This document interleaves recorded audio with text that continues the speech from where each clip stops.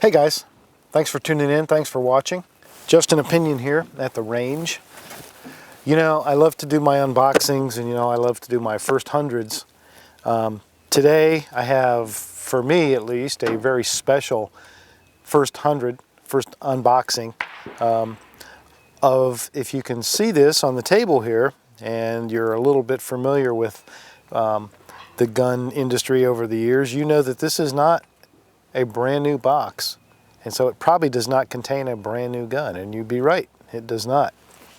But this would be special to me under any circumstances, and it would be an honor under any circumstances to be unboxing this particular gun and putting the first 100 through it. But this is Memorial Day weekend 2015, and so because it's Memorial Day weekend, and hopefully we are remembering through our busy family activities and enjoying an extra day off of work and having some fun, which we all should do, hopefully we're taking a moment here and there to remember why we have the holiday and who we're celebrating and what they've sacrificed for us. And toward that end, this is a gun that a friend of mine who is a firearms dealer came upon this handgun, and before he even put it in the counter, he told me about it to see if I was interested, and indeed I was. This is the Smith & Wesson Model 13-2 to be precise, circa 1980, and it is a revolver, of course. It is a .357 Magnum, and it is a K-frame. So if you know Smith & Wesson's fairly well over the years, that tells you a whole lot about it right there. I was interested in it because it is a beautiful companion to my Model 10 of that exact same era, and I've been wanting to get a .357, and perfect. All right, so what made it even better, and I'll talk about this as I go a little bit further. So let's take the box off of this, or the lid. Let's take the lid off of this box, and I will talk about more about why the history of this gun is special for the gun itself, and then also why it's particularly meaningful for this Memorial Day weekend. So, opening the box, and this is how they used to come, cardboard box, lid comes off, just like my Model 10. You have the original oil paper inside the box. All Smith & Wessons were wrapped in this.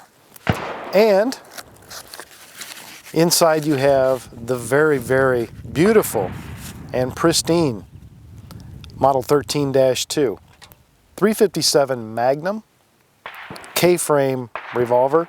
It's a 6-shot double action, double single, of course. It is a blued version of this gun, and there's a couple things that make this particular gun extremely special. Number one, this gun has never been fired. Not ever. If they test fired it in the factory, that's the only time this gun has ever been fired. It has been in the box ever since it was purchased. When I was looking at the gun and considering buying it for a couple seconds before I decided to, my big quandary is, well, what do you do? I mean, do you not shoot this gun? Do you keep it unfired and keep it a collector's item with a higher value? Nah, not so much. I like to shoot guns, and I tend to avoid guns that are the collector pieces that you got to hang on the wall somewhere or hide in the safe and never shoot, because I just, I don't know. The value for me in guns is enjoying them, shooting them. So I'm going to shoot this gun. I'm going to be the first one to ever shoot this gun, and it's 35 years old, and it has never been fired. So it's an honor right there to be the one to first fire this gun. That's one. Number two, we have, for this gun, all of the original paperwork. Move this paper over here. All right, so all of the original paperwork is in the box, including the Smith & Wesson warranty card that you would fill out and return for warranty coverage. Safety and instruction manual for your Smith & Wesson firearm.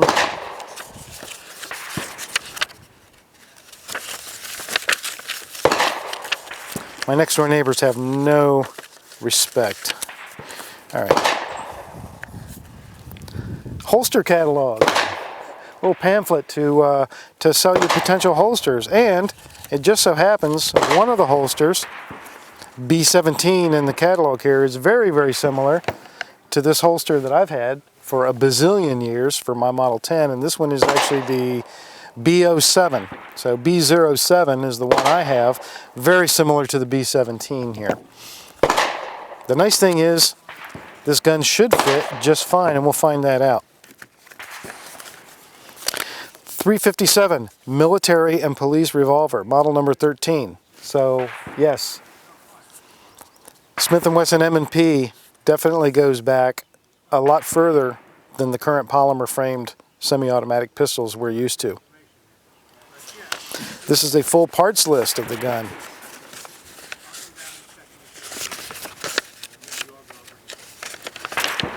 Awesome. Have a full exploded view of the gun with a complete list of all the parts. Excellent. Safety instructions manual for your Smith & Wesson firearm. Again, showing all the proper do's and don'ts and describing all the components and parts of the Smith & Wesson revolver. And then last, but absolutely but not least, is a piece of paper that identifies the original owner of this gun and the date that this gun was first sold. It was sold in November of 1981. I'm not going to use the person's name for reasons of their privacy or their family's privacy, but it was a gentleman of Japanese descent who lived in the state of Hawaii, and in Hawaii you had, just like our People's Republic of Illinois, you have to have permission to buy a gun, and that's what this was for. The gentleman's surname is Aigawa. I won't give any more information, again, for reasons of privacy, but Mr. Aigawa, my friend did some research on him and learned a couple of interesting things. Number one, learned that he has just recently passed, so condolences to his family. And Mr. Aigawa was a World War II veteran, fought for the United States in World War II, was from Hawaii and of Japanese descent. So you know that had to be difficult, had to be very difficult for him. So it is Memorial Day. I have purchased a Smith & Wesson Model 13 357 revolver owned by a World War II veteran, never been shot, and it is my honor to shoot this for Aigawa-san. All right, I'm going to start out here with some 38 Special, just to ease into it. PMC, these are lead round nose, 158 grain. That's how we're going to start out. 35-year-old gun, first time it's ever been shot. Let's go right out, double action.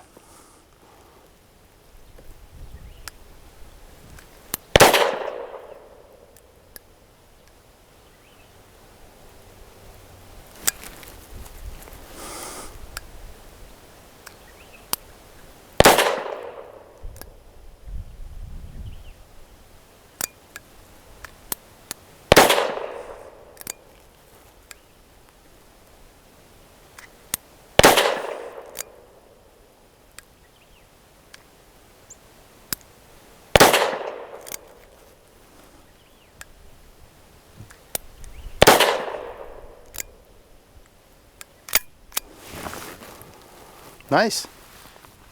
We try a little bit of single action, which I absolutely love.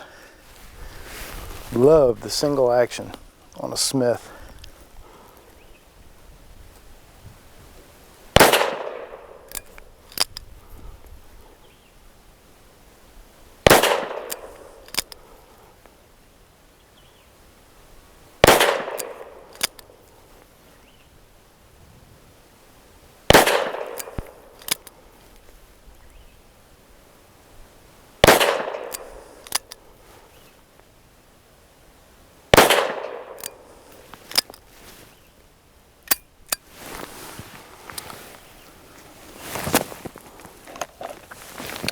Absolutely awesome. By the way, where I'm at 10 yards from the target, so just enjoying the feel, just enjoying the smooth and crisp feel. You know, this may be an overused phrase, but man, they just don't make them like this anymore. Let's try some Federal 357 Magnum. We'll go for headshots, give ourselves a clean spot on the target.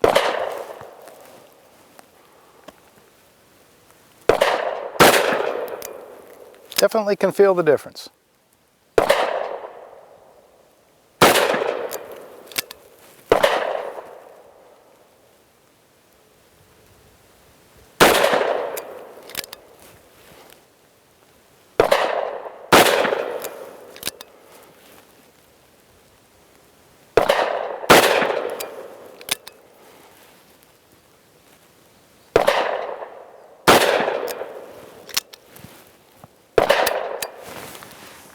Still Federal 357 Magnum, 158 grain, soft nose.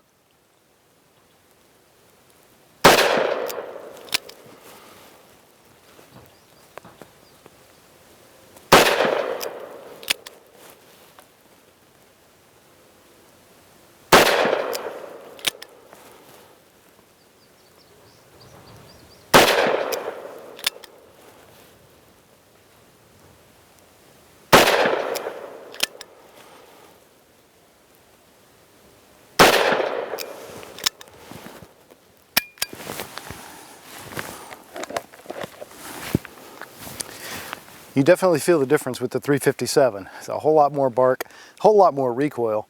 Looks like I was spreading them fairly wide that first group. Second group, I think I might have brought them back in a little bit better, so get a little feel for it. The Smith & Wesson K-frame is a little, to me, that's about as small a frame as I want for a 357. These people that carry J-frames, especially air weights, I don't know how you guys do it. Those things beat me to death. Okay, Remington Golden Saber plus P 38 Special.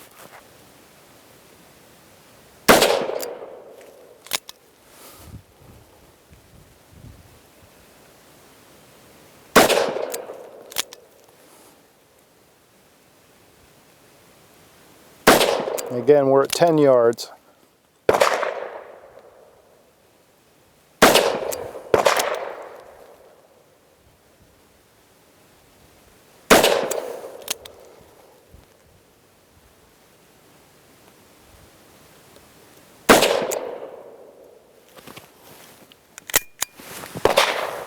All right, so there it is, guys. The first 100 through the very unnew but beautiful, previously unfired 357 Magnum from Smith & Wesson, the model 13-2, previously owned by World War II vet. And so there it is, the first 100 through an old gun, something certainly not brand new, a classic, an absolute work of art from Smith & Wesson, the model 13-2 in 357 Magnum. Never before fired, owned by a World War II vet. I'm proud to be the new owner of this gun, and I'm really proud to be the first one to shoot it. This is the old Smith & Wesson quality that I'm used to. The double action on it is a little tiny bit rough. Part of that might just be from, you know, needing to be broken in a little bit. The single action is sheer perfection. I might change the grips to accommodate the hotter 357 round a little bit. I also might change them just to give me a little more fullness to hold on to, but I tell you, I almost hesitate to, because the grips that came on this gun are just absolutely beautiful. Much nicer than the walnut grips that came on my Model 10. Pretty much the same design, but these are just nicer quality, nicer tone to them. So there it is, first 100. Smith & Wesson Model 13-2, an oldie, but absolutely a goodie. Maybe not quite as in-depth as some of my other first hundreds, but I thought this was a good Memorial Day story, and I did want to get it out there to you. I will leave you with some close-ups of this beauty.